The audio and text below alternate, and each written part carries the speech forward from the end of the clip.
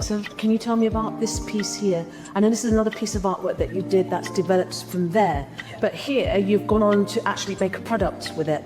Yes. Can you tell us something about the product?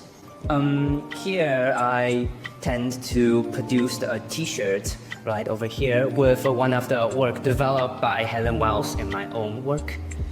Over here, I use the same technique, but I also involved like patterns like this, which I didn't combine bubble techniques. I just use drops of white inks and glue them with straws to make them spread on the background. And also I use white pen to draw all the patterns while they're enter the black background.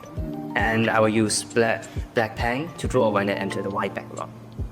So this piece here that you've done was actually working with a real fashion company, Yeah. Downing Lab. If you were to make this t-shirt again, how would you approve it?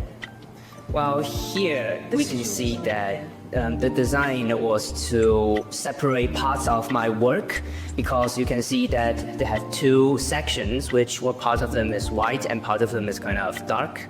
And if I'm gonna do another design of this t-shirt, I might expand the patterns and make the whole work overlap on the whole t-shirt rather than parts of it, because the t-shirt is whole dark and I want to make the pattern much more obvious. I have bought this t-shirt, I think maybe 2 or 3 times. I've given one to members of my family. I've given one to a friend, but I want you to explain the idea, the story behind this design, because I find it really interesting. If you want to know the whole picture of this artwork, my first potential is to combine all of those work back here into a whole circle. As you can see, the picture, like the circle over here is only a half, but once you turn your eyes over here, you can see that it can form to a whole circle if you combine all of those work together. And over here, I tend to separate little parts to form a whole together. Although it's not a whole picture that I produced before, but I want to make it connected. Okay, so this is the back. What's the story on this?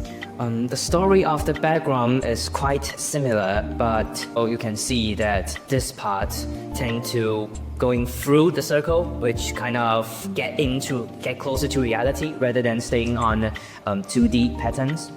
It's also, I remember you told me it was a representation of something. It's a representation of a moon. For me personally, if I were to buy these t-shirts, I give them as gifts for